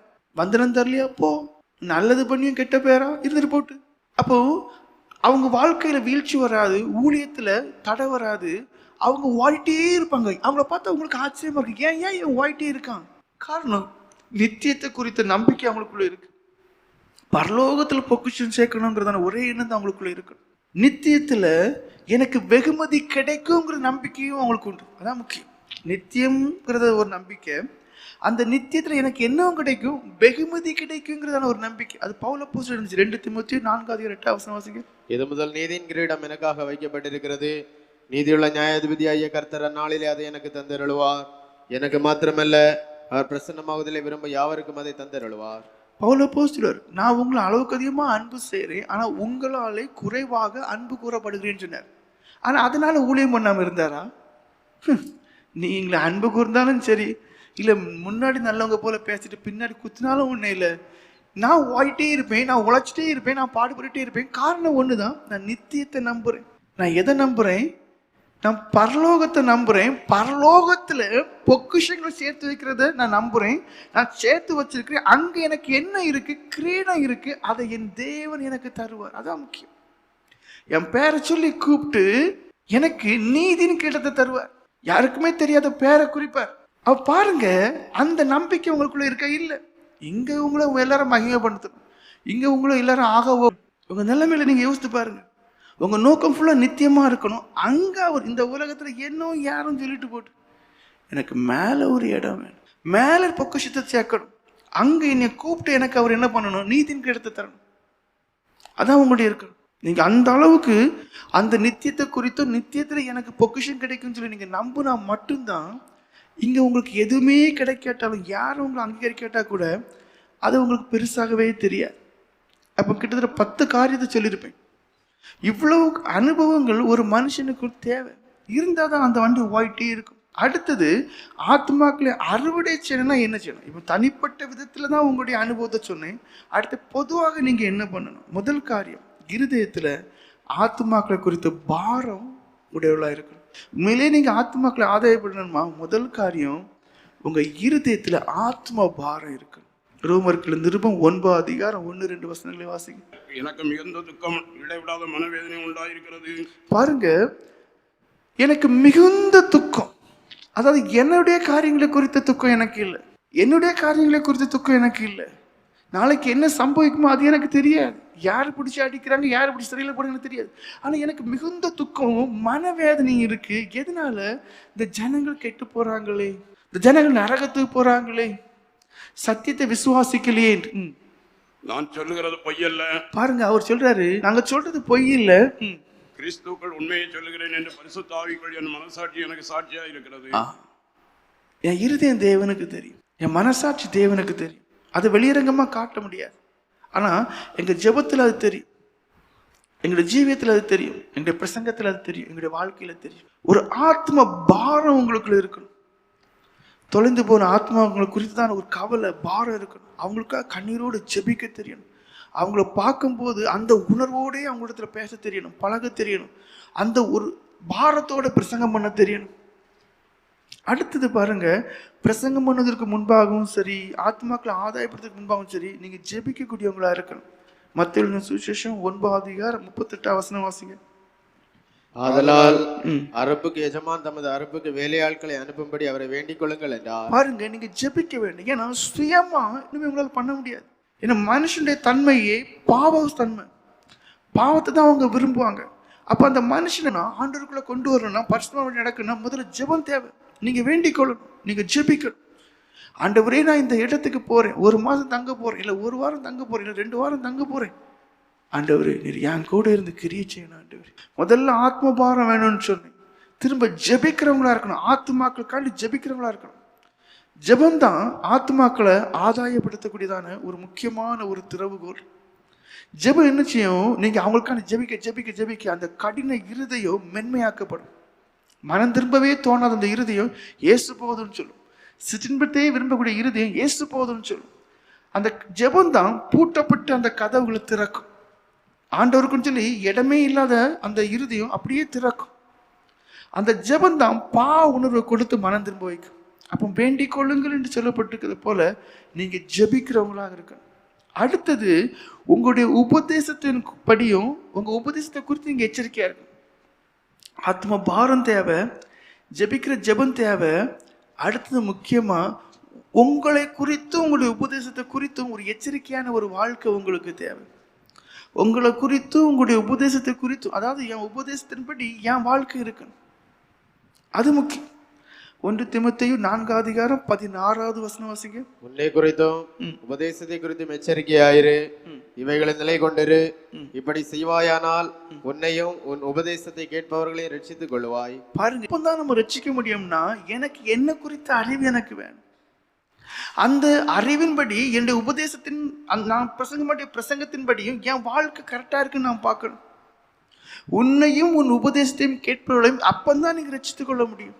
வாழ்க்கையில அன்பு இல்லை, வாழ்க்கையில தாழ்மை இல்லை, வாழ்க்கையில பரிசுத்தம் இல்லை. அப்ப என்ன, அந்த உபதேசத்துக்கு முக்கியத்துவம் கொடுக்கிறோம், தனிப்பட்ட என் வாழ்க்கையை நான் கோட்டை விடுறேன். அப்ப தனிப்பட்ட உங்களுடைய வாழ்க்கையை நீங்க கோட்டை விடும்போது எல்லாம் முடிஞ்சு போச்சு.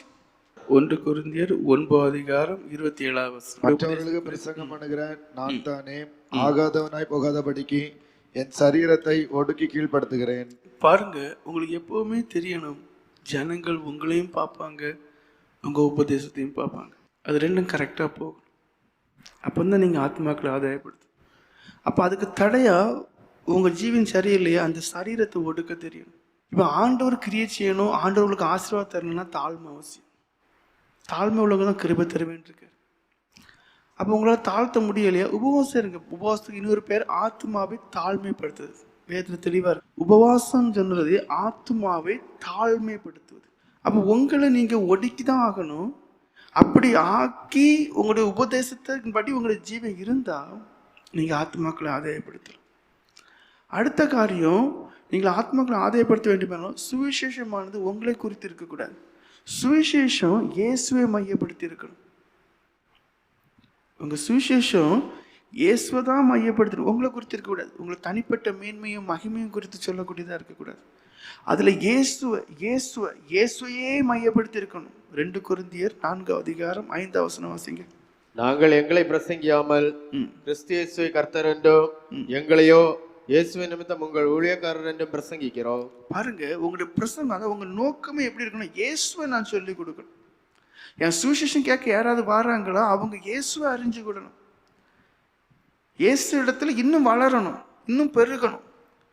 அந்த ஒரு நோக்கம் தான் இருக்கு. உங்களுடைய காரியமா இருக்கக்கூடாது. சிலுவை அங்க உயர்த்தப்படணும். உங்க சுவிசேஷத்துல சிலுவை உயர்த்தப்படணும். ஜனங்களுடைய பாவங்கள் அம்பலப்படணும். அந்த மக்களை எப்படியாவது மனம் திரும்ப வைக்கணும். அந்த சுவிசேஷம், அதாவது சுவிசேஷம் சொல்லும் போது ஒரு காரியம் சொன்னேன். என்ன காரியம் சொன்னேன்?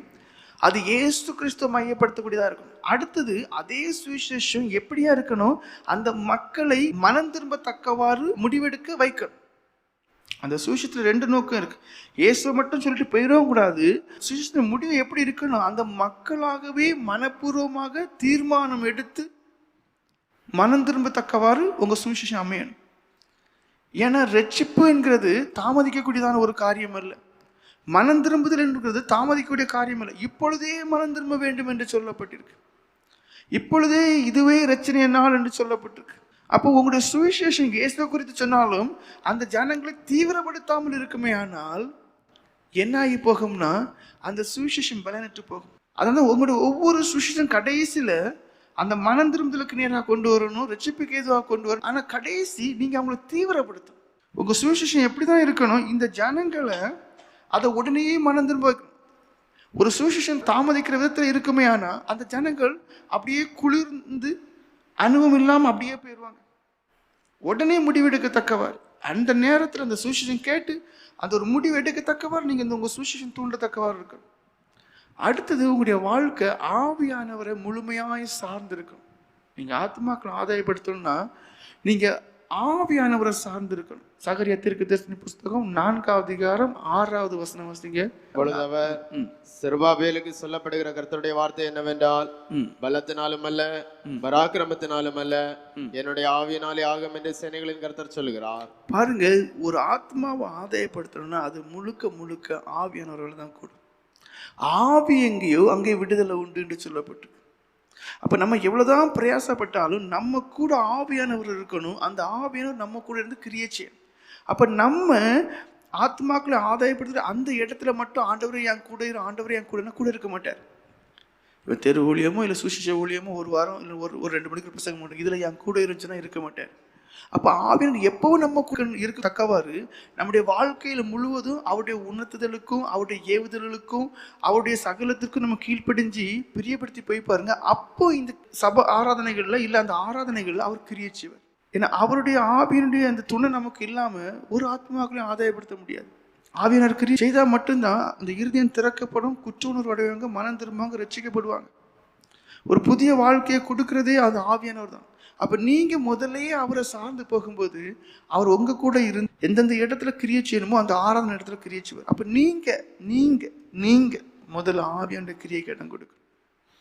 ஆவியாண்ட அந்த அனலை நீங்க அணைச்சிடக்கூடாது. அவருடைய உணர்த்தலுக்கு ஏற்ற விதத்தில் உங்களுடைய வாழ்க்கை இருக்கணும். திரும்ப உங்களுக்கு தெரியணும், அடுத்த காரியம் உங்களுக்கு தெரியணும், காலம் குறைவு, அதனால அவசரத்தோடு நீங்க உழைக்கக்கூடியவங்களா இருக்கணும். ஆத்மாக்களை ஆதாயம் செய்ய வேண்டுமே, ஆனால் உங்களுக்கு தெரியணும் காலம் குறுகியது, உங்களுக்கு கொடுக்கப்பட்ட காலமும் குறுகியது. நான் பிறகு நல்லா உழைப்பேன்னு சொல்லி இப்போ இருக்கக்கூடிய நாட்களை நேரங்களை நிமிஷங்களை அற்பமாக எண்ணி இப்போ கொடுக்கக்கூடிய ஆராதனைகளுக்கு எல்லாம் ப்ரிப்பேர் பண்ணாமல் தேவ சமூகத்தில் காத்திருக்காம நீங்கள் கடமைக்கு செய்துவிட்டு பிறகு ஆத்மாக்களை ஆதாயப்படுத்தினா அந்த நாட்கள் திருப்பி கிடைக்காது.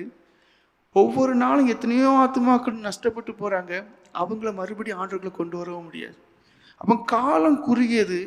இன்னைக்கு எனக்கு உள்ளது, இந்த காலத்துல நான் ஆத்மாக்களுக்கு பிரயாசப்படுவேங்கிற மனதில் உங்களுக்கு எப்பவுமே இருக்கணும். எபேசியர் நிருபம் 5வது அதிகாரம் 16வது வசனம் வாசிங்க. நாட்கள் பொல்லாதவைகளானதால் காலத்தை பிரயோஜனப்படுத்திக் கொள்ளுங்கள். காலத்தை பிரயோஜனப்படுத்திக் கொள்ளணும். ஏன்னா மரணம் காத்திருக்கிறது இல்லை, அது அள்ளி வாரிட்டு தான் போயிட்டே இருக்கு. ஒவ்வொரு நாளும் ஆத்மாக்கள் அழிந்து போயிட்டு தான் இருக்காங்க. கடந்து போகக்கூடியதான நேரங்கள் மறுபடியும் மீண்டும் நமக்கு கிடைக்காது. அப்ப எனக்கு கொடுக்கப்பட்ட நாட்கள் இவ்வளவு தான். இன்னைக்கு நான் பிரயாசப்படணும். அப்படி காலத்தை குறித்த அறிவு உங்களுக்கு இருக்கணும். அப்பதான் நீங்க ஆத்மாக்களை ஆதாயப்படுத்த முடியும். கடைசியாக 3 முக்கியமான நபர்கள் எப்படி ஆத்மாக்களை ஆதாயப்படுத்தினாங்கிற காரியம். ஒன்று, இயேசு கிறிஸ்து. அவர் எப்படி ஆத்மாக்களை ஆதாயப்படுத்தினார்? முதல் காரியம், இயேசு கிறிஸ்துக்கும் ஜனங்களுக்கு மேல ஒரு அனுதாபம் உடையவராக இருந்தார். அந்த ஜனங்களை பார்க்கும்போது, ஐயோ இந்த ஜனங்கள் ஆயன் இல்லாத ஆடுகளா இருக்குதே, இந்த ஜனங்களை வழிநடத்த ஆள் இல்லைன்னு சொல்லி முதல்ல அந்த ஜனங்களுக்கு மேல அவருக்கு அக்கறையும் பரிவும் கருணையும் இரக்கம் உண்டாச்சு. அதுதான் உங்களுக்கு வேணும். ஏதோ வேண்டாம் இருப்பதோடு இதை கடமைக்காக பேசுறது இல்லை, கடமைக்காக செயல்படும் போது அங்கே ஆண்டவர் கிரியை செய்ய மாட்டார். அந்த ஜனங்களை பார்க்குறீங்க, உங்களுக்கு முன்னாடி 10 பேரோ 5 பேரோ 2 பேரோ, ஐயோ அது பாவம், இதுவும் நரகத்துக்கு தானே போகும். இல்லை ஒரு ஆள் தான் இருக்கு, ஐயோ நான் 50 பேருக்கு பிரசங்கம் பண்ண வேண்டிய ஆள், 100 பேருக்கு பிரசங்கம் பண்ண வேண்டிய ஆள் ஒரு ஆளுலாம் இருக்குன்னு சொல்லி அப்படி பார்க்காம அந்த ஒரு நபர் மீது ஒரு அக்கறை, அந்த ஒரு நபருடைய ஆத்மாவின் மீது ஒரு அக்கறை, அந்த ஒரு நபருடைய அந்த ஆத்மாவின் மீது உங்களுக்கு பெரிய ஒரு அனுதாபம் அது உருவாகும். அது இருந்தால் தான் நீங்கள் என்ன செய்ய முடியும், ஆத்மாக்களை ஆதாயப்படுத்த முடியும். அதனால தான் அவரை தேடி திரள் கூட்டமான ஜனங்கள் வரும்போது அவர் பார்க்குறாரு, இந்த ஜனங்கள் எல்லாமே யாரு தான், இந்த ஜனங்கள் எல்லாமே சாதாரண ஜனங்கள். இந்த ஜனங்களுக்கு என்ன தெரியாது, நம்ம சீஷர்களுக்கு சொல்கிற மாதிரி கடுமையாக சொல்லும்போது புரிஞ்சிட்டு தெரியாது. அப்போ அவர் என்ன பண்ணுறாரு பாருங்க, கதை வடிவில் சொல்கிறார். ஏன்னா அது அந்த மக்களுடைய இருதயத்தில் அப்படியே தங்கும். அதனால தான் அவர் எந்த ஒரு காரியத்தையுமே, பெரிய ஒரு காரியத்தை சொன்னாலும் கூட அது உவமைகள் வாயிலாக சொன்னார் என்று இருக்கு. ஏன் அந்த உவமைகள், அந்த கதைகள் அது அப்படியே அவங்களுடைய வாழ்க்கையில தங்கும், பதியும். ஏன்னா ஒரு கதை சொல்றோம், அது மறக்காது. ஒரு கதை வடிவில் அப்படியே சொல்றார், அந்த மக்களுக்கு ஏற்ற விதத்துல சொல்றார். மார்க் சுவிசேஷம் 6வது அதிகாரம் 34 வசனம் வாசிங்க. இயேசு கரையில் அநேக ஜனங்களை கண்டு அவர்கள் மேய்ப்பன் இல்லாத ஆடுகள் போல் இருக்கிறபடியால் அவர்கள் மேல் மனதுருகி அநேக காரியங்களை அவர்களுக்கு உபதேசிக்க தொடங்கினார். பாருங்க, மனதுருகிறார். அப்போ அவங்கள தப்பு வைக்கணும்னா, விசுவாசம் உருவாகணும்னா கேள்வினால்தான் உருவாகும். அப்போ போதிக்க வேண்டியது இருக்கு. அப்போ அநேக காரியங்களை உபதேசித்தார். எப்படி உபதேசித்தார்? லூக்கா சுவிசேஷம் 8வது அதிகாரம் 4வது வசனம் வாசிங்க. சகல பட்டணங்களிலும் இருந்து திரளான ஜனங்கள் அவரிடத்தில் கூடின போது அவர் உவமையாக சொன்னது. பாருங்க, உவமை, அதுதான் அவர் எடுத்துக்கிட்டார். இங்க பாருங்க, அவரு என்ன பண்றாரு, மனதுருகிறார். உபதேசி வேற வழியே கிடையாது, உபதேசம் தான் முக்கியம், வேத வசனம் தான் சொல்லணும். அப்பதான் அவங்களுடைய ஆத்மா தப்புன்னு சொல்லி அதை சொல்றாரு. அதை அவங்க புரிந்துகிற விதத்துல சொல்ற. அப்ப நீங்களும் பிரசங்கம் பண்ணும்போது அந்த பிரசங்கம் அடுத்தவங்களுக்கு புரிஞ்சிச்சான்னு மட்டும்தான் யோசிக்கும். ஆனா உங்க நோக்கம் எப்படி இருக்குன்னு தெரியுமா? புரியணும் புரியணும் புரியணும் புரியணும் புரியணும். நான் என்னதான் பிரசங்கம் பண்ணி அடுத்தவங்க புரிஞ்சுக்கிட்டலைன்னா அதுல பிரயோஜனம் கிடையாது. இயேசு கிறிஸ்து அதுல கருத்தா இருந்தார். அப்ப எப்படி சொன்னா புரிஞ்சுக்கிடுவாங்க, அதுக்கு ஏற்றபடிதான் சொன்னார். அடுத்தது அவர் எப்படி ஆத்மாக்களை ஆதாயப்படுத்தினார், குணம் அளித்தார். திரள் திரளான ஜனங்கள் வர காரணம் என்ன தெரியுமா? அவரிடத்துல போனா நோய் குறையும், வியாதி குறையும். இது அப்ப நமக்குள்ள குணமாக்குற வரம் இருந்திருக்குமே. ஆனால் திரளான ஜனங்கள் நம்மளை தேடி வருவாங்க. அப்ப குணமாக்கிட்டு என்ன சொல்லலாம், நீ இயேசுவை தேடு. அப்ப அவங்க யாரை எதிர்பார்க்குறாங்கன்னா, அவங்களுக்கு விடுதலை கொடுக்கக்கூடிய ஒரு நபர் தான் எதிர்பார்க்குறாங்க. அப்ப ஆத்மாக்களை ஆதாயப்படுத்தினா குணமாக்குற வரம் ரொம்ப முக்கியம், அற்புதங்களை செய்கிற வரம் ரொம்ப முக்கியம். இயேசு கிறிஸ்து குணமாக்குறவராக இருந்தார். எல்லாரையும் குணமாக்குறேன், அவரிடத்துல கிட்ட போன எல்லாரையும் குணமாக்குறேன். ஏன்னா நோய்ங்கிற ஒண்ணு, வியாதிங்கிற ஒண்ணுன்னா எப்படிப்பட்டது, மன அமைதியை குலைச்சிடும். அந்த நோய் வியாதி வந்த உடனே அது வரைக்கும் நல்லா இருக்கிறவங்க அப்புறம் சமாதானம் கெட்டு பிடிச்சவங்க மாறுறோம். மன அமைதி போகுது, மன குழப்பம் உண்டாகுது, பொருளாதாரம் அப்படியே அழிஞ்சு தரித்திரத்தில் வந்துடுது. இப்போ நோய் மன அமைதியை தீக்குது, மன குழப்பத்தை உண்டாக்குது, பொருளாதாரத்தில் பயங்கர வீழ்ச்சியை உண்டாக்குது, தரித்திரத்தை கொண்டு வருது. எல்லாத்துக்கும் மேலே மனுஷனுக்கு பயத்தை என்ன செய்யுது, அதை உண்டாக்குது. அப்போ அந்த நோயும் வியாதியும் குணமாக்கக்கூடிய தன்மை நமக்கு இருக்கு. ஆண்டு தரணும். அது கிரியை செய்யும்போது என்ன ஆகுது, ஜனங்கள் நம்மளை தேடி வருவாங்க.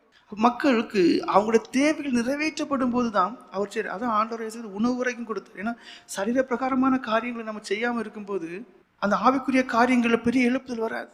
லேகியன் பிசாசு பிடிச்ச மனுஷனை துரத்தினார். அவன் வாழ்க்கை அதுக்கு பிறகு சந்தோஷமா அது. நிர்வாணியா இருந்த மனுஷன் வஸ்திரம் தரித்திருந்தான். ஜனங்களை அவன் நிமித்தம் திரளாய் வருவாங்க. குஷ்டரோகம், இப்போ உள்ள கேன்சர் மாதிரி. ஆத்மாக்களை ஆதாயப்படுத்த வேண்டுமே, ஆனால் குணமாக்கக்கூடிய வரம் நமக்கு வேணும். அடுத்தது பேதுரு அப்போஸ்தலருடைய வாழ்க்கையோட அனுபவத்தை சொல்றேன். அவர் இயேசு மட்டுமே வெளிப்படுத்தினார். அவர் இயேசுவை மட்டுமே தன்னுடைய வாழ்க்கையில வெளிப்படுத்தினார். அப்போஸ்தலருடைய புஸ்தகம் 4வது அதிகாரம் 12வது வசனம். அவராலே அன்றி வேறொருவராலும் ரட்சிப்பு இல்லை. நாம் ரட்சிக்கப்படும்படிக்கு வானத்தின் கீழங்கும் மனுஷர்களுக்குள்ளே அவருடைய நாமமே இல்லாமல் வேறொரு நாமம் கட்டளையிடப்படவும் இல்லை என்றார். பாருங்க, உங்களுடைய வாழ்க்கையில நீங்க எப்பவுமே இயேசு இயேசு இயேசுவை உயர்த்தணும்.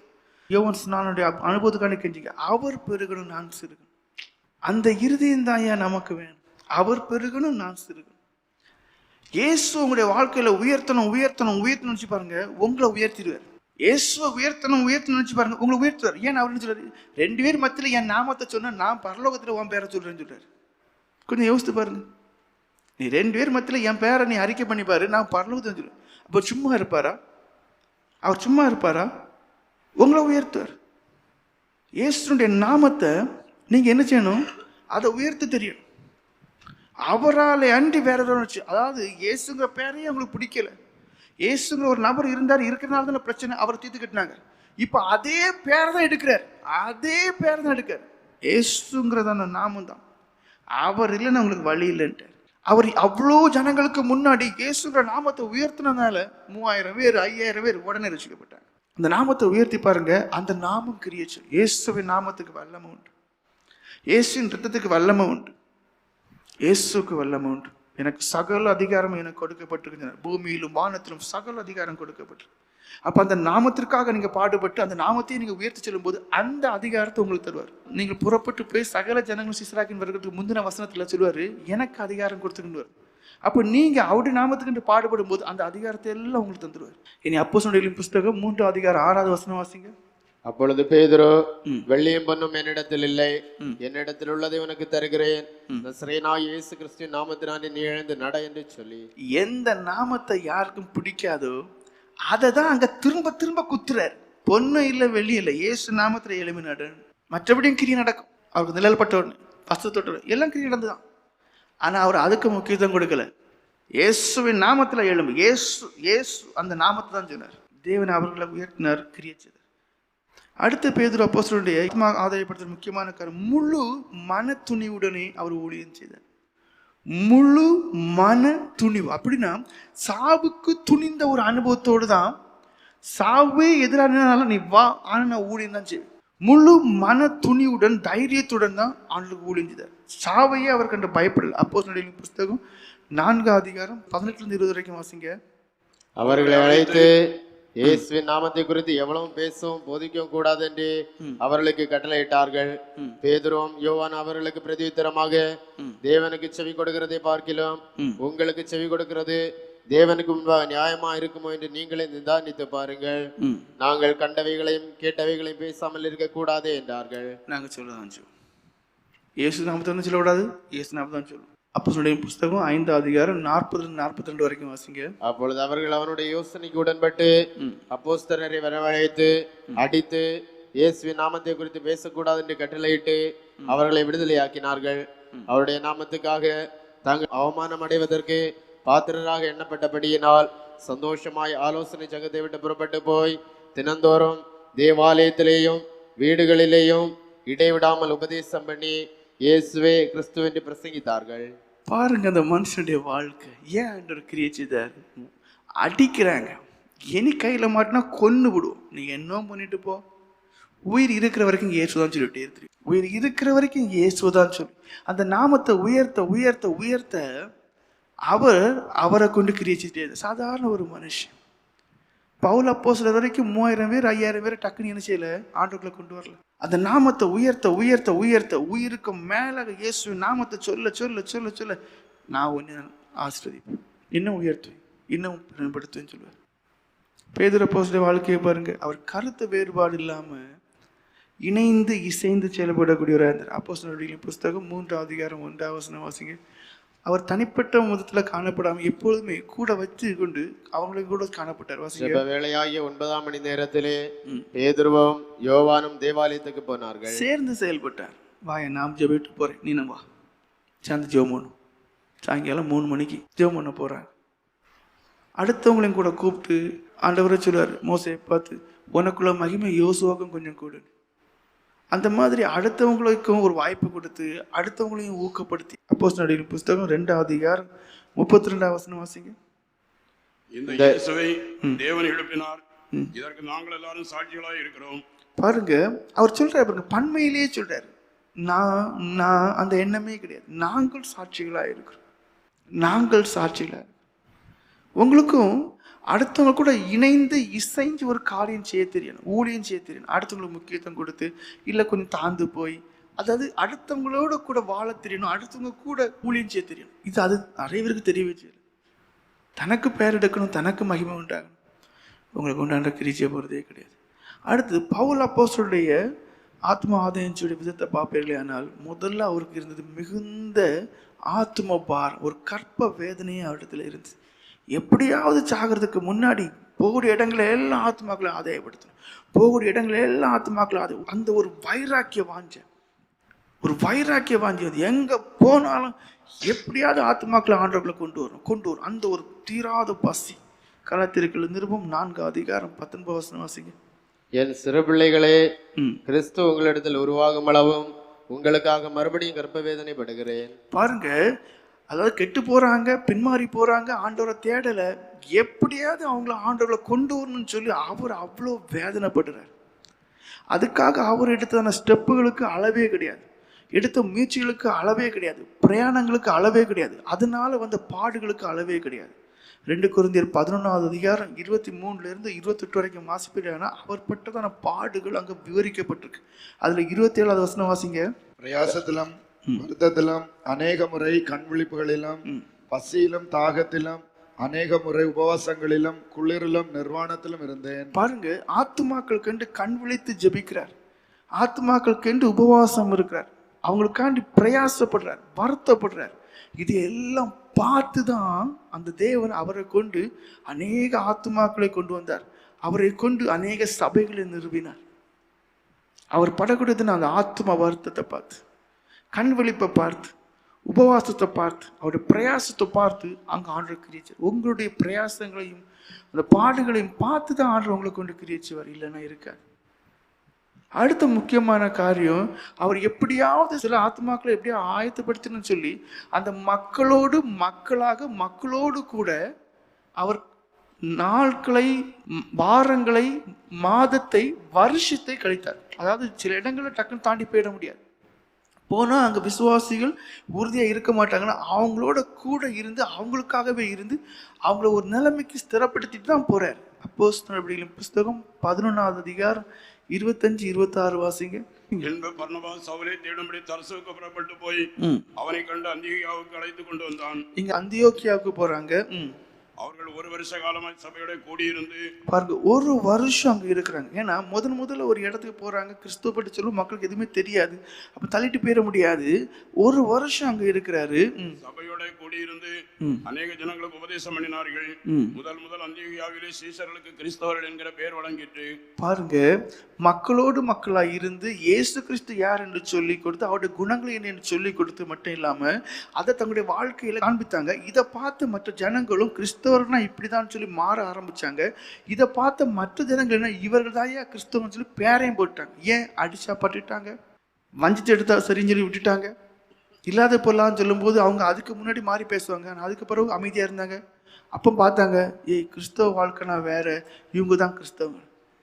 அப்படி ஒரு பேர் உருவாகிற அளவுக்கு அவங்கள உருவாக்கிட்டு அதுக்கப்புறம் தான் போறார். அப்போஸ்தலர்களின் புஸ்தகம் 18:11 வாசிங்க. அவன் 1 வருஷமும் 6 மாதமும் அங்கே தங்கி, கொரிந்து பட்டணத்துல 1.5 வருஷம் இருக்கு. ஏன்னா அது பிரச்சனைக்குரிய இடம், விபச்சாரம், வேஸ்தான எல்லா பாவங்களும் உள்ள இடம். 1.5 வருஷம் மனுஷன் அங்க தங்குறாரு. அவன் 1 வருஷமும் 6 மாதமும் அங்கே தங்கி தேவவசனத்தை அவர்களுக்குள்ள உபதேசம் பண்ணி கொண்டு வந்தான். பாருங்க, உங்க ஆத்மா அந்த தாகத்தை நீங்க தான் பார்க்கணும். இனி ஒரு 3 கேள்வி மட்டும் கேட்குறேன். நீங்க எப்படி ஆத்மாக்களை ஆதாயப்படுத்த போறீங்க? அது நீங்க உங்களை தனிப்பட்ட விதத்தில் கேட்கணும். இல்லைன்னா பரலோகராஜ்யம் போறதும் அறியுது. ஏன்னா ஒரு தாளந்து உள்ளவனை பார்த்து சொன்னாரு, இவனை பிடிச்சி நரகத்தில் போடுங்கன்ட்டு. அவன் பாவின்னு அங்கே தேவன் சொல்லவே இல்லை, எஜமான் சொல்லவே இல்லை. அவன் தன் கடமையை செய்யலை. 1 தாளந்து உள்ளவன் 2 தாளந்து அதை மாற்றலை. கொஞ்சம் கவனமாக யோசிக்கணும். வேத வசனத்தை தியானிக்கும் போது கொஞ்சம் பயப்படணும். அவன் பாவி, அவன் தப்பு பண்ணினான், பாவம் செய்தான்னு சொல்லி நரகத்தில் போடலை, கொடுத்த ஒன்றை 2 ஆக்கலை. அப்போ நீங்கள் பரலோகராஜ்யம் போவீங்களா? உங்களுக்கு கேளுங்க. நான் பரிசுத்தமாக இருக்கேன்னு சொல்லாது, எல்லாம் சரிதான். கர்த்தாவே ஒன்று எனக்கு தெரியாது, நீ என் சித்தம் செய்யலை. என் சித்தம் என்ன தெரியுமா? ஒன்றையும் பரிசுத்தமாக காத்துக்கொண்டு நீ அநேக ஆத்மாக்களை ஆதாயப்படுத்தணும். அப்போ நீங்கள் எப்படி ஆத்மாக்களை ஆதாயப்படுத்த போறீங்கன்னு உங்களை கேளுங்க. எவ்வளவு ஆத்மாக்களை ஆதாயப்படுத்த போறீங்கன்னு மறுபடியும் ஒரு கேள்வி கேளுங்க. ஆத்மாக்களை ஆதாயப்படுத்துறேன்னா பரலோகராஜ்யம் போக முடியாது. அப்போ நீங்கள் பரலோகராஜ்யம் போவீங்களான்னு கேளுங்க. உங்களை நீங்கள் பரலோகராஜ்யம் போவீங்களா? பரலோகராஜ்யம் போனாலும் அங்கே மகிமையாக ஜொலிப்பீங்களா, இல்லை மகிமை குறைஞ்ச ஒரு அனுபவத்தோட காலாகாலங்களும் இருப்பீங்களான்னு உங்களை நீங்களே கேட்டுக்கிடுங்க. பரலோகராஜ்யம் எல்லாருக்கும் கிடையாது. தேவனுக்கு பயந்து போகணும். எப்படி ஆத்மாக்களை ஆதாயப்படுத்த போறீங்க? இயேசு கிறிஸ்துனுடைய அணுகுமுறையை சொன்னேன்.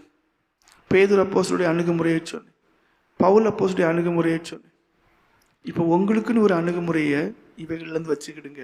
எப்படி ஆத்மாக்களை ஆதாயப்படுத்த போறீங்க?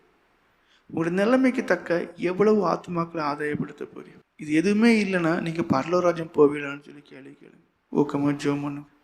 கர்த்தர் உங்களை ஆசிரியப்பராக. ஆமென். ஜெபம். மகா பரிசுத்தம் நிறைந்த எங்கள் பரமபிதாவே ஸ்தோத்திரம். அப்பா பிதாவே ஸ்தோத்திரம். நல்ல பிதாவே ஸ்தோத்திரம். உடைய இரக்கங்களுக்காக உம்மை ஸ்தோத்திரிக்கிறோம். உடைய அன்பிற்காக உம்மை ஸ்தோத்திரிக்கிறோம். எல்லையில்லாத உடைய கிருபைக்காக உம்மை ஸ்தோத்திரிக்கிறோம், துதிக்கிறோம். பரமபிதா, ஆசீர்வாதமான இந்த ஊழியர் கூட்டத்திற்காக உம்மை ஸ்தோத்திரிக்கிறோம். நீர் பேசி அறிவித்த திருவார்த்தைகளுக்காக உம்மை ஸ்தோத்திரிக்கிறோம். நீர் நடப்பித்த இரக்கமுள்ள கிரியைகளுக்காக உம்மை ஸ்தோத்திரிக்கிறோம். நல்ல பிதாவே, கனமான இந்த ஊழியத்திற்கு அழைக்கப்பட்டவர்கள் அதற்கேற்ற உணர்வு உள்ளவர்களாகவும் ஜாக்கிரதை உள்ளவர்களாகவும் தேவ உணர்வுகளாகவும் பரிசுத்தம் உள்ளவர்களாகவும் ஒவ்வொருவரும் காணப்பட இறக்கம் செய்ய முடியாது. இந்த ஊழியக்காரர்கள் எல்லாரும் சுகம், பலம், ஆரோக்கியத்தோடும் தீர்க்காய்சோடும் கிருபைகளோ வரங்களையும் வல்லமையும் பெற்று ஆத்மாக்களுக்கு பிரயோஜனமாக இருக்க கிருபை செய்ய முடியாது. பரமந்த தூர யாத்திரைக்கென்று இனி போகக்கூடியவர்களை நீர் பாதுகாக்க முடியும். போக்கிலும் அங்கே தங்கி இருக்கக்கூடியதான அந்த நாட்களிலும் சுகம்பல் ஆரோக்கியம் கொடுத்து ஆத்மாக்களை ஆதாயப்படுத்தி பாதுகாவலோடு வந்து சேர கிருபை செய்து ஒவ்வொரு மாதங்களும் தூர இடங்களில் போகிறவங்களும் கிளை சபைகளுக்கு போகக்கூடியவர்களையும் சுகபத்திரமாய் பாதுகாக்கிற தேவனை, அந்த எல்லையில்லாத பாதுகாவலுக்காக துணைக்காக ஸ்தோத்திரிக்கிறோம். இன்னும் உடைய ஊழியக்காரர்கள், பசைமார்கள் உடைய பிரயாணங்கள், ஊழியம், வீடு சந்தித்தல், ஆத்துமாக்களுக்கு புத்து சொல்லக்கூடியதான ஆலோசனை கொடுக்கக்கூடியதான நேரங்கள், சுவிசேஷம் அறிவிக்கக்கூடியதான அந்த நேரம் எல்லாவற்றிலும் கூட இருந்து நீர் ஒவ்வொருவரையும் எடுத்து உபயோகப்படுத்தி ஆசீர்வதிக்க முடியாய் கெஞ்சிரம். பரந்த இந்த சபையும் இந்த ஊழியத்தையும் நிலைநிறுத்துகிற தேவனே உம்மை ஸ்தோத்திரிக்கிறோம்.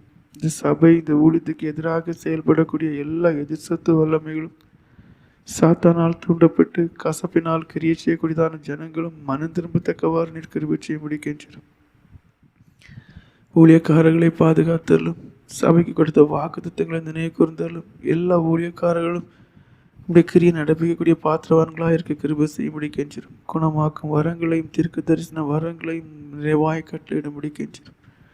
சபை விசுவாசிகளையும் அவருடைய குடும்பத்தையும் ஆசீர்வதித்து பாதுகாத்தல், பிள்ளைகளை ஆசீர்வதித்தல், உலகத்திலே காணப்பட எல்லா ஜனங்களையும் பாதுகாத்தல், அழிவு, மோசம், தீங்குகளுக்கு விலக்கி காத்தல்.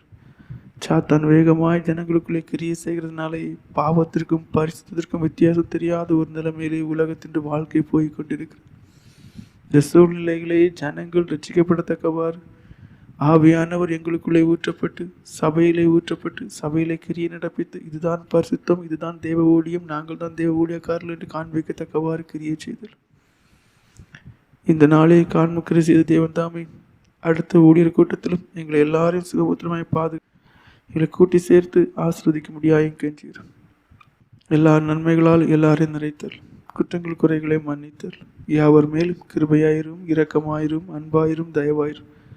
மீட்பர் இயேசுவின் நாமத்தில் ஜெபம் கேள் எங்கள் அன்பு நிறைந்த பரமபிதாவே. ஆமென். கர்த்தராகிய இயேசு கிறிஸ்துவனுடைய கிருபை, தேவனுடைய அன்பும் பரிசுத்த ஆவியானவருடைய ஐக்கியம் நம் அனைவரோடும் சபையினத்தோடும் கூட இருப்பதாக. ஆமென்.